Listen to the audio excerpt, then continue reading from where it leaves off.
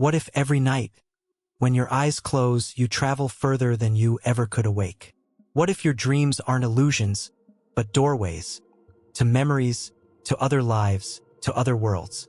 In the quiet theater of the mind, where reality softens, there might exist a passage, not of matter, but of meaning.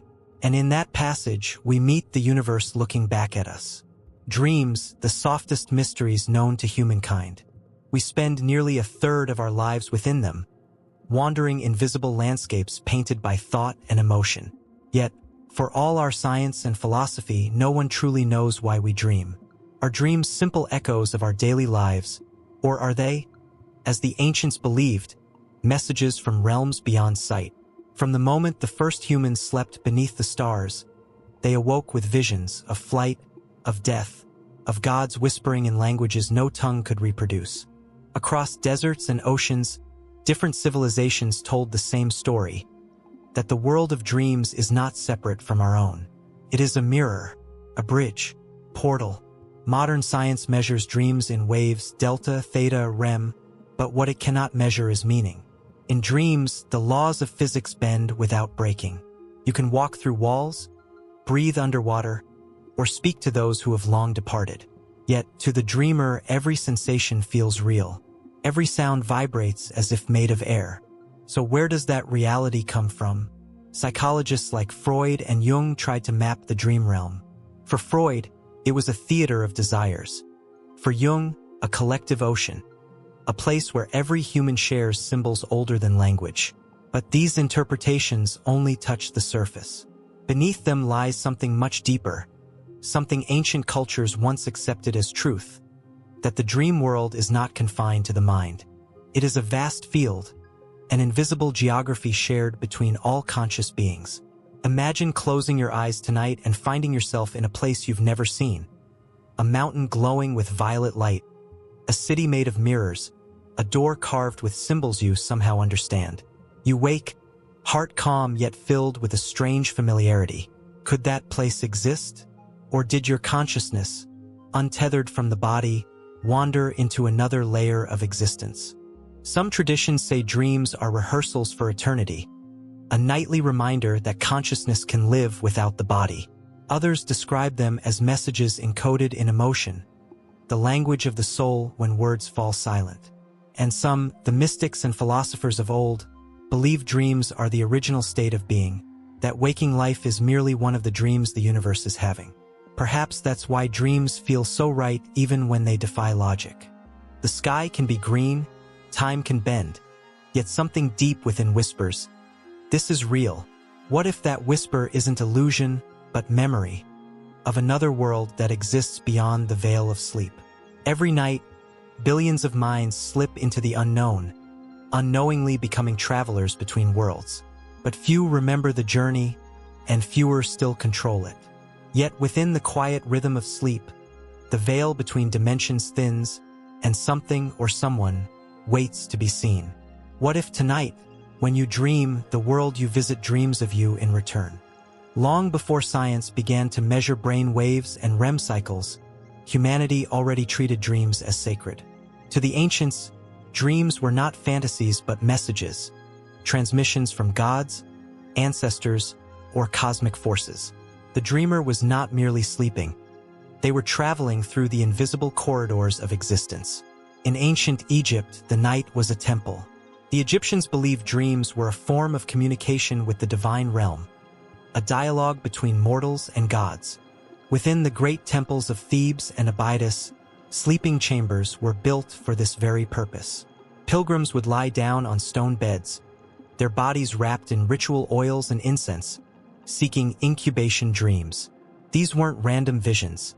They were questions sent into the unknown, awaiting divine answers. A dream of the falcon meant Horus was watching, a serpent, a warning from the underworld. And when pharaohs dreamed, the entire nation listened. The Book of the Dead describes how the gods used dreams to choose leaders, predict floods, and reveal secrets of healing. Some dreamers even claimed to meet Thoth, the god of wisdom, who taught them the secrets of writing and memory within the realm of sleep. Far from the Nile, the Greeks built their own sanctuaries of dreaming, the Asclepians. These temples were dedicated to Asclepius, the god of healing. Here, seekers would sleep after days of purification and prayer. When they awoke, priests recorded their dreams and interpreted them as medical diagnoses or spiritual guidance. The philosopher Aristotle once wrote that dreams could foretell disease in the body before symptoms appear, suggesting that the dream realm was a place where truth arrived ahead of time. To the Greeks, dreams bridged the mortal and the immortal. Homer's Odyssey speaks of two gates of dreams, one of ivory, through which illusions pass, and one of horn, through which truthful visions flow. The poet's warning was clear. Not every dream can be trusted. Some deceive, others enlighten. The challenge was learning to discern which was which, a mystery that remains unsolved to this day. Across the ocean, the Maya and Aztecs viewed dreams not as isolated experiences but as extensions of daily life. The Mayan word way referred to a spirit companion, an animal form connected to each person's soul. Through dreams, one could travel with this spiritual double, protect the tribe, or see into future events. The dreamer was both witness and participant in a cosmic dance between worlds. For the Aztecs, dreams were the voice of Tezcatlipoca, the smoking mirror, god of fate and reflection. To dream was to look into that mirror, to see one's past, present, and possible futures blending into a single vision. The priests of Tenochtitlan would keep journals of their nightly visions, searching for signs that could alter the course of empires. In ancient China, the philosopher Zhuangzi once told a story that still stirs minds today. He dreamt he was a butterfly, fluttering freely in the sunlight. When he awoke, he asked, "Am I Zhuangzi dreaming I was a butterfly, or a butterfly dreaming I am Zhuangzi?" For him, the boundary between dream and waking life was as thin as mist. The dream was not an illusion. It was another truth, equally real, equally alive. Even among indigenous peoples of the Americas and Australia, dreams were treated as messages from the ancestors. The Aboriginal Dreamtime speaks of a reality where creation itself began as a dream, where every rock, river, and star was sung into being by ancient spirits. To dream was to touch that origin again, to remember the moment before the world was awake. From the temples of Egypt to the jungles of Central America, from the deserts of Mesopotamia to the plains of Australia, humanity has always felt that the dream world connects us to something greater, a realm where time, space, and identity lose their limits. The ancients built rituals, songs, and temples around this belief. They knew something modern minds have almost forgotten, that to dream is to converse with the universe itself. But as the world awakened into reason and science, the sacred veil began to thin. Dreams became puzzles for psychology, data for analysis, stripped of their mystery. Yet even now, in the quiet dark, the old voices whisper through the fabric of sleep, asking to be heard again. Could it be that our ancestors didn't imagine these connections? They remembered them? And if so, what exactly are we forgetting when we call our dreams unreal? When the ancients gazed at their dreams, they saw gods and messages from beyond. But when modern science finally looked, it found electricity, the spark of consciousness flickering within the sleeping brain. Yet even with machines humming and lights blinking in laboratories, the essence of dreaming remains elusive, a song science can hear but not fully translate. It began in the middle of the 20th century, with a quiet discovery that changed everything. In 1953, researchers Eugene Aserinsky and Nathaniel Kleitman at the University of Chicago observed something extraordinary. As subjects slept, their eyes darted rapidly beneath their closed lids. These periods, now known as REM sleep, rapid eye movement, were accompanied by vivid dreams. The brain, it turned out, did not rest at all during the night. It was active, alive, and glowing with mysterious purpose. Through EEG scans, scientists found that during REM sleep, the brain's electrical activity closely mirrors that of wakefulness. The prefrontal cortex, the region tied to logic and control, quiets down, while the amygdala and visual centers surge with energy. The result? Emotion and imagination take the stage, painting stories from fragments of memory. It's as if consciousness loosens its grip on the world and begins to rearrange reality like an artist reworking an unfinished canvas. But the question remains, why? Why does the mind create such intricate worlds each night, only to let them dissolve at dawn? The most accepted theory, the activation synthesis model, suggests that dreams are the brain's attempt to make sense of random neural activity. In this view, the mind is a storyteller trying to bring order to chaos, turning static into narrative. Others disagree. Some neuroscientists, like Alan Hobson, propose that dreams are the stage where the brain rehearses emotion, testing responses to fear, joy, or uncertainty in a safe environment. Others see them as a kind of psychological therapy, where the unconscious integrates the day's experiences and releases tension. But not all evidence fits neatly into these models. In one of the most intriguing findings of recent years, researchers at the University of Wisconsin discovered that during REM sleep, the brain clears out toxic waste produced during waking hours. Dreams, in a sense, could be the byproduct of the mind's nightly cleansing, visions formed as the brain restores itself. And yet, there's something more. When the brain dreams, it activates not only memory and emotion but also imagination, the same areas involved in creativity. Artists, scientists, and inventors throughout history have drawn inspiration from dreams.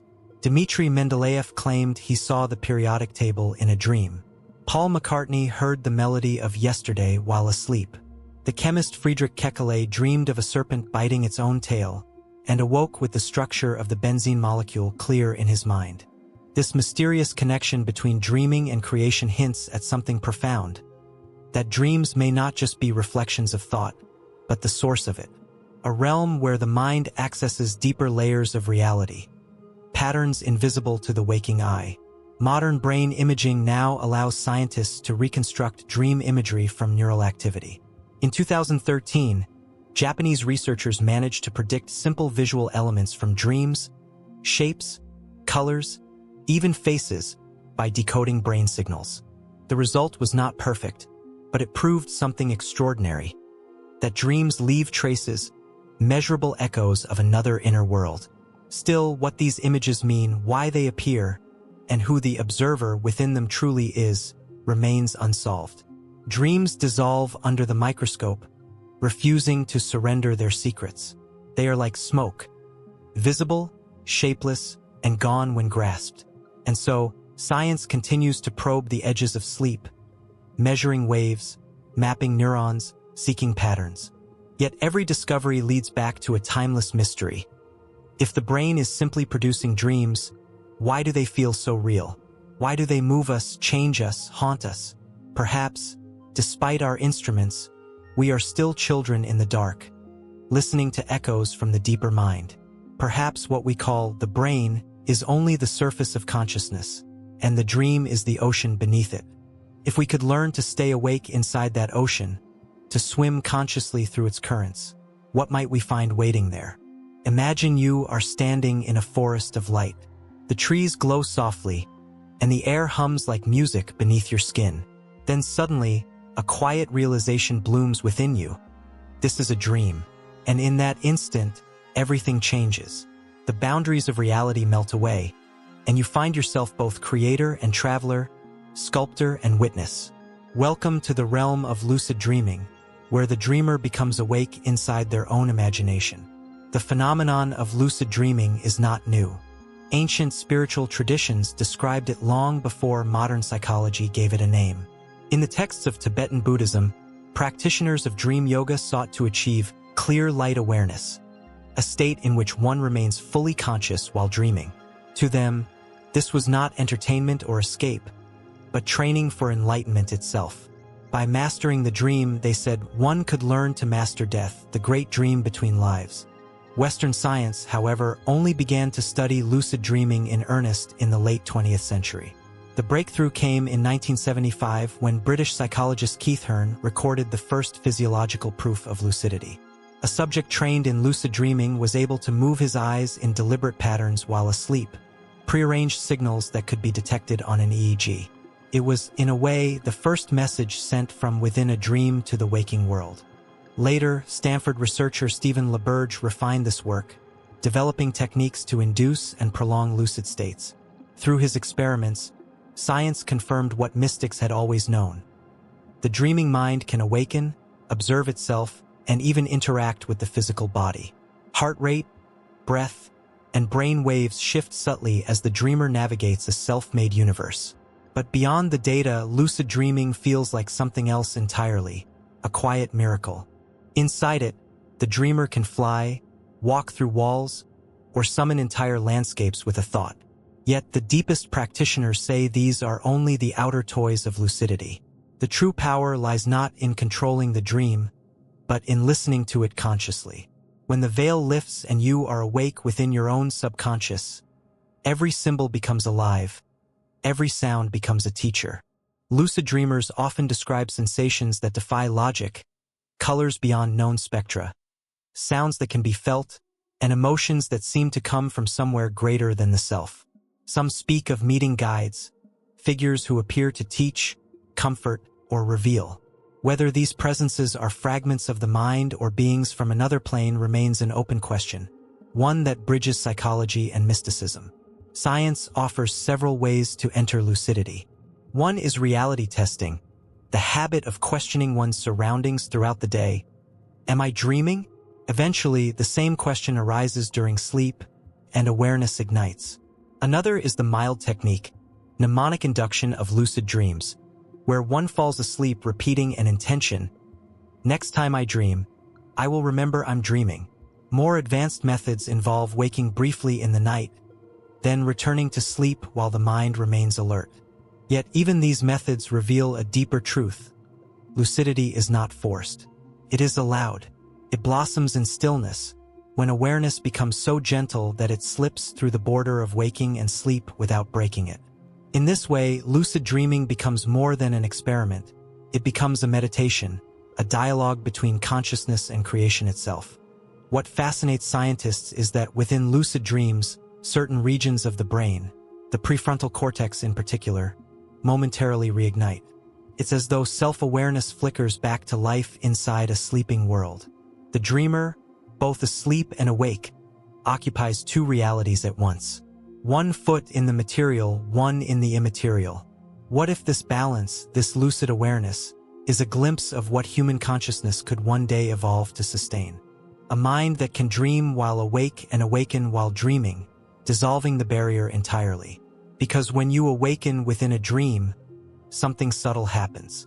The fear of illusion fades. You realize that everything around you, the sky, the people, the music of the wind, is made of thought. And that realization carries back into waking life. You begin to see that reality itself might be a grander dream, shaped by collective perception. The lucid dream, then, is not an escape from life. It is a rehearsal for clarity, a reminder that the universe, like the mind, is alive with awareness waiting to be noticed. And somewhere within that awareness, a door remains open. When we walk through it, awake inside the dream, we must ask, if consciousness can awaken there, might there be someone or something already waiting for us on the other side? What happens in the space between life and whatever comes next? For centuries, mystics, philosophers, and scientists alike have wondered if that threshold, the shimmering border between existence and eternity, is somehow related to the place we visit every night in our dreams. Many who have faced the edge of death and returned tell remarkably similar stories. Floating above their bodies, moving through tunnels of light, feeling overwhelming peace, and meeting loved ones who have passed. These near-death experiences, or NDEs, echo the landscapes of dreams, luminous, fluid, and deeply symbolic. Could it be that the dream world and the world glimpsed beyond life are not separate, but reflections of the same inner universe? When a person approaches death, the brain releases powerful chemicals, endorphins, dimethyltryptamine, DMT, and waves of electrical activity that surge in the final seconds. Researchers from the University of Michigan observed bursts of gamma waves, the same frequencies seen during lucid dreams and deep meditation, moments before death in animals. The mind, it seems, enters a state of vivid, dreamlike awareness, even as the body fades. It's as if the boundary between waking and dreaming dissolves once more. Only this time, there is no return. What if the dying brain doesn't simply shut down, but opens up, not into darkness, but into the luminous fields of consciousness we only taste during sleep. In Tibetan Buddhism, this transition is known as the bardo, the intermediate state. The Tibetan Book of the Dead describes it as a lucid realm between death and rebirth, where thoughts instantly become reality, exactly as in dreams. The key, the text says, is awareness. If one can remain conscious during this passage, one is free. If not, the soul drifts back into the cycle of birth and forgetting. Modern accounts of NDEs often mirror this teaching. People report entering worlds made of light and sound, guided by voices that feel both external and internal. Some describe watching their lives unfold like a panoramic dream, not as judgment but as understanding. The experience is hyper-real, more vivid than waking life. Those who return frequently say they no longer fear death. They describe it as waking up from a smaller dream into a larger one. Psychologists have long noted the similarities between NDEs, lucid dreams, and deep states of meditation. In all three, the mind perceives without the body, and emotion takes form as environment. The subconscious becomes a universe, limitless, responsive, alive. But what is the subconscious itself? To Freud, it was a hidden chamber of repressed desires. To Jung, it was a vast ocean of shared symbols, the collective unconscious, where myth and memory converge. Modern neuroscience views it as the sum of all processes beneath awareness: memory, instinct, creativity, intuition. Yet none of these definitions capture its mystery. The subconscious behaves less like a storage room and more like an entire cosmos folded inside the human mind. Dreams, then, might be how we visit that cosmos, small expeditions into the deeper layers of consciousness. And near-death experiences may represent the ultimate journey inward, where the self dissolves into the infinite field from which it was born. Some researchers, like the cardiologist Pim van Lommel, have suggested that consciousness might not originate in the brain at all. The brain, they say, could be a receiver, a biological instrument tuned to a frequency of awareness that continues even when the instrument stops playing. If this is true, then dreaming might be the subtle tuning process. Each night, the mind practices detaching from the physical and exploring other frequencies of existence. Imagine that. Every time we dream, we are rehearsing eternity, learning slowly how to release form while remaining awake. And perhaps that explains the calm reported by those who cross and return. They have seen what the dreamer only glimpses, that consciousness is not bound to the body, that the self is both here and everywhere. But there's a deeper question that lingers, like a light seen through closed eyes. If death is a continuation of the dream, then who or what is the dreamer? And when we finally awaken, what will be left of the world we once called real? What if every time you dream, you don't just imagine another world? You visit one. A version of reality where your choices, emotions, and even your very identity unfold differently. A place that exists not in fantasy, but alongside this one, vibrating at a different rhythm of existence. Could dreams be the thin, silver bridges connecting us to those parallel lives? Modern physics has dared to whisper something the mystics already knew. The universe may not be singular. It might be infinite, a cosmic field of countless realities, each as real as the one we wake into every morning. The many worlds interpretation of quantum mechanics, first proposed by Hugh Everett in 1957, suggests that every decision, every thought, every moment of choice splits reality into branches. Somewhere, another you exists, reading different words, living a different story. And here is where the mystery deepens. Dreams often feel like glimpses into other versions of ourselves. We find ourselves in familiar places that have changed, speaking to people we've never met yet somehow know intimately. We wake feeling as though we've remembered, not imagined. Could these dreamscapes be intersections? Moments when the walls between parallel selves grow thin?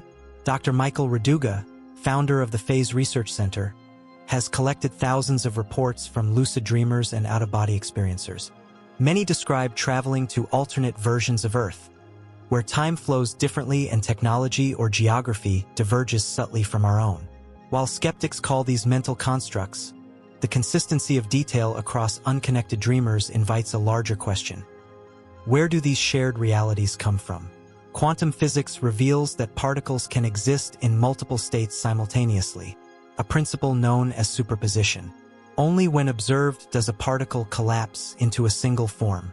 The observer and the observed are entangled, inseparable. What if consciousness itself performs a similar function on a cosmic scale, focusing one version of reality while infinite others continue just beyond perception? Dreams might then be the moments when that focus softens, allowing us to drift across the sea of possibilities. In those hours of sleep, when the analytical mind falls silent, our awareness may naturally slip into resonance with other frequencies of existence. Some traditions call this astral projection, others the subtle body, but the essence is the same. The traveler leaves the narrow confines of waking perception and enters a vast, fluid dimension where time, space, and identity bend like reflections in moving water. Experiments at Stanford and the University of Milan have observed fascinating overlaps between REM sleep and what subjects describe as altered state experiences. The brain's default mode network, the region responsible for defining the sense of self, quiets dramatically. Without this internal boundary, awareness becomes borderless, open, capable of perceiving realities that the waking mind filters out. But this isn't just science, it's story, memory, mythology. The ancient Egyptians believed that during sleep, the Ka, or life force double, left the body to travel in other realms. Aboriginal Australians spoke of the dreaming as the timeless plane where creation itself continues to unfold. Not in the past, but always now. In both beliefs, dreams were not illusions but acts of participation in a living, multidimensional cosmos. If consciousness is truly the architect of perception, then dreaming could be how we touch the architectures of other worlds, briefly, beautifully, without fully crossing over. Perhaps this explains déjà vu, or the uncanny sense of having lived a moment before. Maybe we have, just not here. Some physicists, like David Bohm, proposed the idea of an implicate order, a hidden dimension from which all reality unfolds like ripples from a single ocean. Dreams, then, could be small waves returning to the source, reminders of that deeper unity. Each time we dream, we might be peering through the folds of existence, seeing reflections of lives that are ours and not ours at once. So when you dream of a home that never existed, or of a loved one long gone yet alive again, it may not be mere memory or imagination. It might be a glimpse across the quantum mirror, a resonance with another timeline, another version of you living under a slightly different sky. If every dream connects us to the infinite variations of existence, then perhaps sleep is not escape at all but communion, the nightly reunion of all the selves we have ever been and all we are still becoming. And if that's true, when you wake from a dream that feels more real than life itself, how can you ever be certain that you've come back to the right world? Have you ever woken from a dream and found that someone else dreamed it too? The same place, the same event, the same mysterious symbols that neither of you could have known? It seems impossible, and yet throughout history, there are countless reports of shared dreams, as if consciousness can sometimes spill beyond the boundaries of a single mind and enter a collective space, luminous and unconfined. In the quiet hours before dawn, somewhere between sleep and waking, the human mind may be less an island and more a wave within a vast sea. The question is, if we are all waves of the same ocean, could our dreams occasionally merge? Ancient cultures believed so. The Aboriginal Dreamtime tells of songlines, sacred paths that weave through land and spirit alike. These lines are not only physical routes but energetic harmonies connecting all beings through shared dreaming. To dream was to sing in rhythm with creation itself, to participate in the ongoing act of the universe imagining. Among the Native American Iroquois, dream sharing was a vital social practice. Each morning, tribe members gathered to recount their dreams, believing they were windows into a communal soul.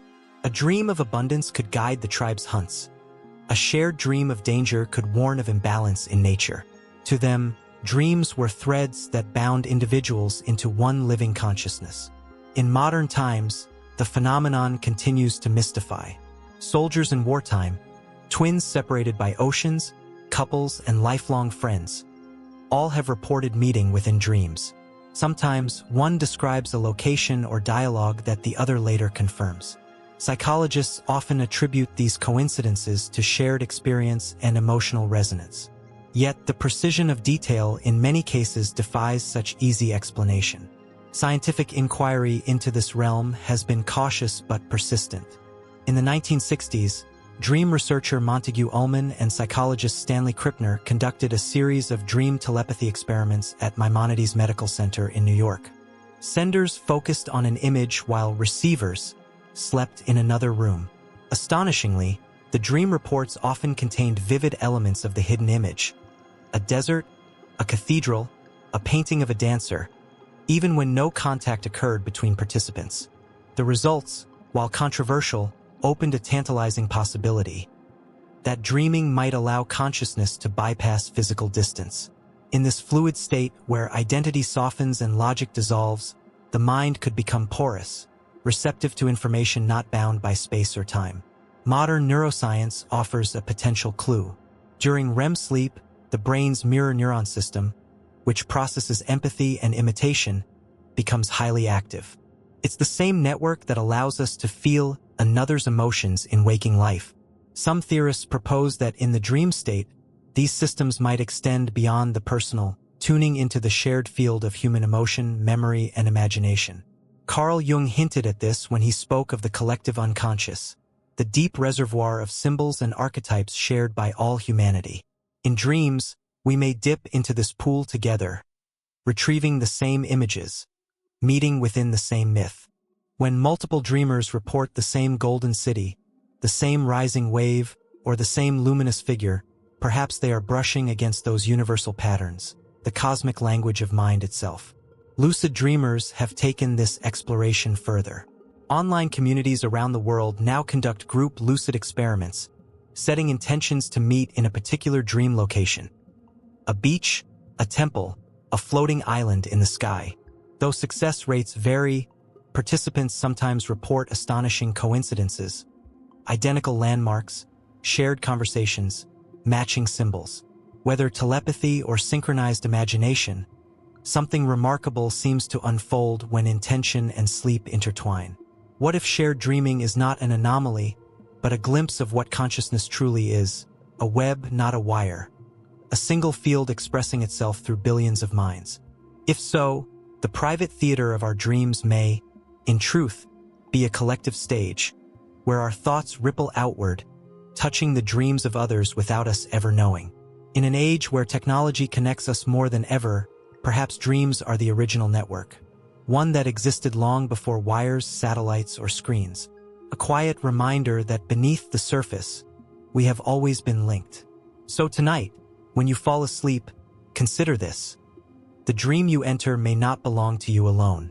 You may be stepping into a shared story, one written by many dreamers across time, waiting for you to remember your line. And when you awake, ask yourself, whose dream was I part of? And who might still be dreaming me? Close your eyes for a moment and imagine this. You are floating in a space without form. Around you, colors ripple like living light, and sounds shimmer as if they are thinking. In this place, there is no up or down, no beginning or end, only awareness expanding and folding like waves on a cosmic shore. You are dreaming, yes, but it feels different, deeper, wider, infinite.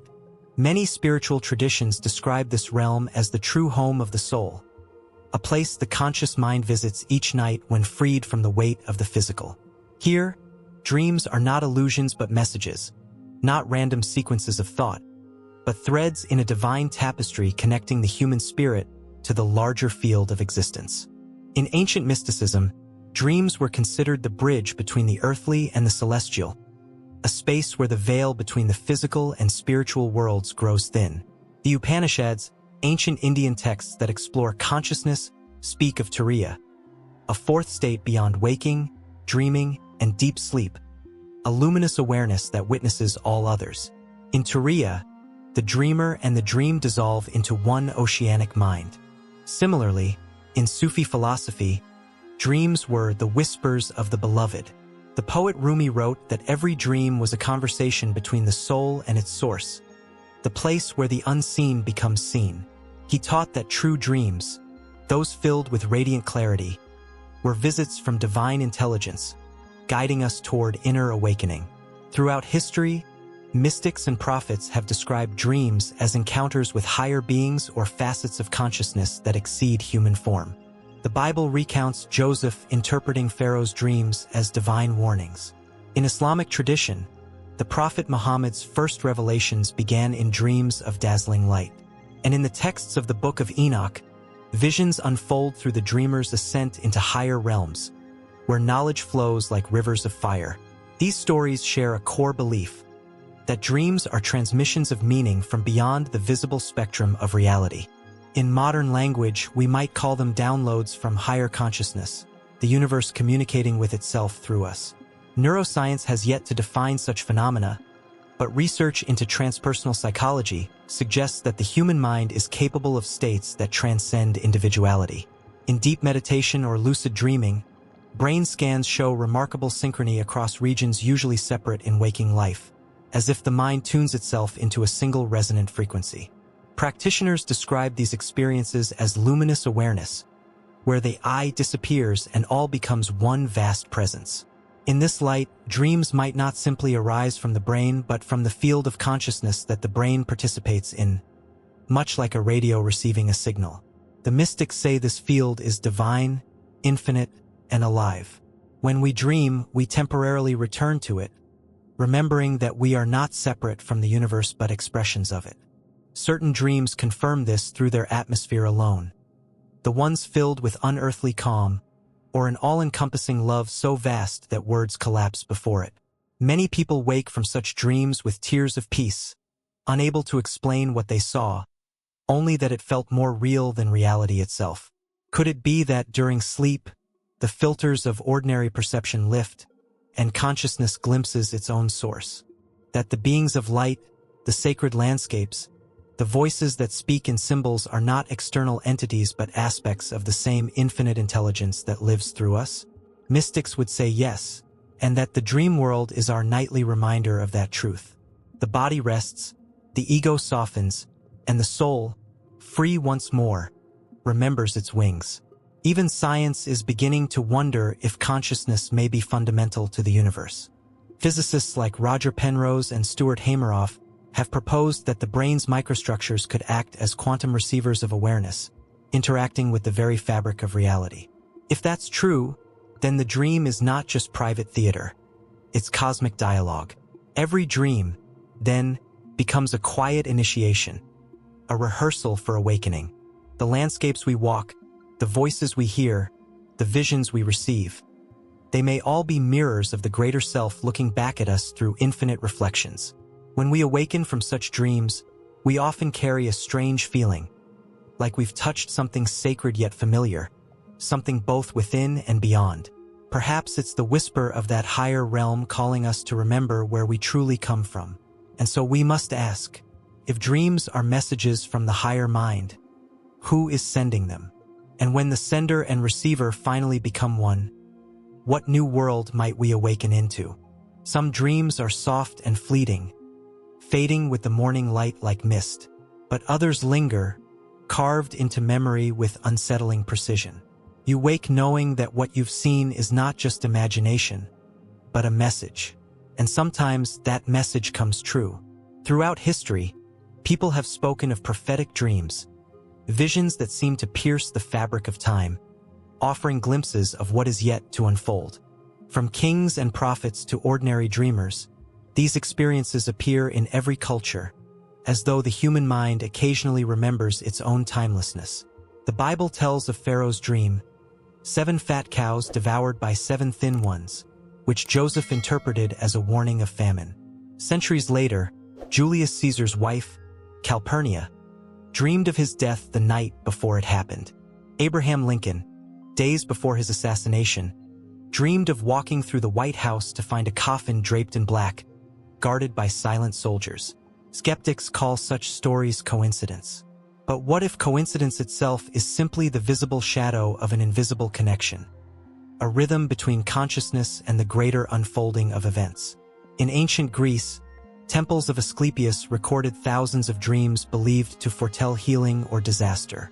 The oracles of Delphi entered trance-like sleep to see the will of the gods. Even the philosopher Aristotle wrote that dreams are not sent by God, but are the work of nature, acknowledging a law within the universe where mind and matter converse. In the modern world, stories of prophetic dreams continue. The psychologist Carl Jung recorded dreams from his patients that seemed to anticipate world events, floods, fires, and wars, often with symbolic accuracy. Jung himself dreamed of a great wave engulfing Europe just before World War I. The dream, he wrote, is the small hidden door in the deepest and most intimate sanctum of the soul. Then there are recurring dreams, the ones that repeat like old songs, changing slightly each time but never fading. A hallway you've walked 100 times, a door you can never open, a face you always glimpse but never quite see. Modern psychology says these dreams reflect unresolved emotions or patterns of thought. Yet sometimes they shift when something changes in life, as if the dream is updating, responding, teaching.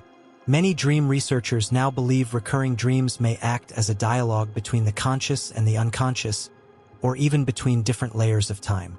What if they are not simply reminders of unfinished emotions, but echoes of moments we have not yet reached? The future whispering to the present in the language of symbol. In recent years, dream databases have begun to record striking correlations between collective dreams and real-world events. Before major global incidents, earthquakes, wars, even technological breakthroughs, clusters of similar dreams have appeared among unrelated people. Some researchers in the field of global consciousness studies suggest that the human mind might be connected through a shared informational field, sensing shifts in the world before they occur. Physicists have long debated whether time flows like a river or exists all at once. Past, present, and future layered upon each other like pages in a single book. If consciousness can step between those pages, even briefly, perhaps the prophetic dream is what happens when awareness accidentally reads ahead. And still, beyond science and skepticism, there is something undeniably intimate about such experiences. A mother dreams of her child calling for help and wakes to find them ill. An artist dreams of a melody years before composing it. A traveler sees in sleep the city they will one day move to, down to the color of its doors. Maybe the future is not a destination we reach, but a pattern we are already weaving, and dreams are how we feel the threads shifting beneath our fingers. But if dreams can truly reach forward through time, what does that say about the nature of reality itself? Are we glimpsing the inevitable or the possible? Are prophetic dreams warnings or invitations to choose differently? Because if every dream is a doorway, then perhaps time too has doors. And in the silence between sleep and awakening, when all is still, we sometimes step through. So when the next dream feels too vivid to dismiss, when it clings to you as though it remembers you, pause before you call it coincidence. Ask instead, what if the dream is not showing the future, but reminding you that you've already been there? Each night, we fall away from the waking world. Our bodies lie still, yet our minds travel through vast, uncharted landscapes. We die a little only to be born again at dawn. Perhaps dreams are not merely shadows of thought. Perhaps they are rehearsals for the grandest awakening of all. From the first flicker of consciousness in ancient caves to the algorithms of modern neuroscience, we have tried to decode the dream. We've called it art, science, madness, and miracle. And yet, after millennia of searching, we stand before the same unanswered question. What is a dream? Science tells us it is a symphony of neurons, a theater of memory and emotion. Psychology says it is the language of the subconscious, revealing what we dare not face in daylight. But the mystics, those quiet travelers of the unseen, whisper something different. They say dreams are not illusions at all, but the true world, glimpsed in fragments each night while the body rests. Maybe waking life is simply the longest dream, dense, slow, and convincing. In that case, the act of waking in the morning might not be an awakening at all, but merely a return to another layer of sleep. Think of how each part of this journey connects. The ancients who saw dreams as divine messages, the scientists mapping the currents of the sleeping brain, the lucid dreamers who awaken within the dream, the dying who glimpse radiant worlds beyond time. the prophets who dream of events yet to come, and those who meet in shared visions, woven together by invisible threads. What if all of these are not separate mysteries, but one facets of a single truth? That consciousness itself is multidimensional, and dreaming is how it remembers its own vastness.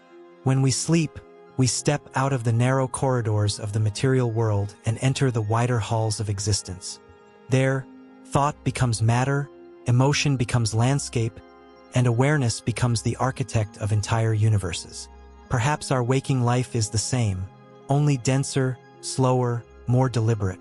The universe might be dreaming itself through us, exploring infinite versions of form and story.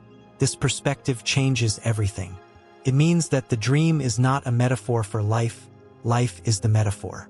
Every encounter, every emotion, every coincidence is the symbolic language of the greater mind, speaking to itself through billions of eyes. And maybe that's why some dreams feel like home, not because we've been there before, but because we never left. In the end, the mystery of dreaming may not be something to solve, but something to live. The more we try to measure it, the more it eludes us, as if saying, "You cannot dissect the ocean while standing on its shore." We are both the dreamer and the dreamed, explorers of inner space, searching for the one who dreams us all. So tonight, when you close your eyes and feel yourself drifting beyond thought, remember this. The world you awaken into at sunrise might not be more real than the one you are leaving behind. Perhaps both are mirrors, facing each other endlessly, two reflections of one infinite consciousness, watching itself awaken again and again. And so we end where we began, in wonder, in stillness, standing before the soft door of sleep. Tell me, traveler between worlds, when you open your eyes tomorrow, how will you know for certain that you have truly woken up?